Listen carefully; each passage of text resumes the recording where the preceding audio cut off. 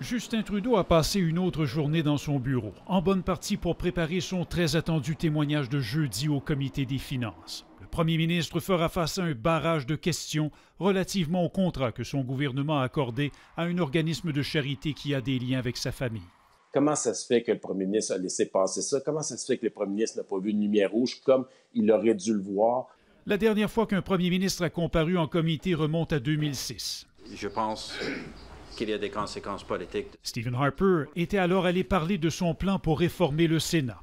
Un contexte bien différent de celui dans lequel se retrouve Justin Trudeau. C'était mon erreur. Je m'en excuse profondément.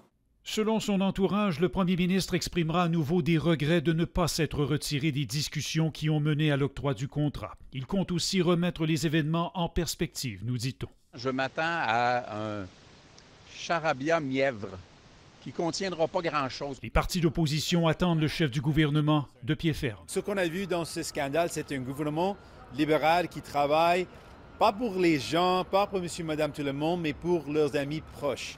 Et ça, c'est inacceptable. Et même si personne n'a envie d'aller en élection, s'il le faut, quel est le moins pire des mots possibles? Bloquistes et conservateurs continuent de réclamer la démission du premier ministre. Et voilà que l'opposition officielle réclame une autre enquête du commissaire à l'éthique, cette fois sur 212 000 $ en frais que l'organisme Oui a remboursé aux membres de la famille Trudeau pour leur participation à des événements. C'est possible que M. Trudeau enfreint une autre section de la loi. C'est donc dans ce contexte politiquement explosif que Justin Trudeau est attendu devant le comité. Son témoignage doit durer 1 heure, mais les conservateurs réclament 2 heures de plus.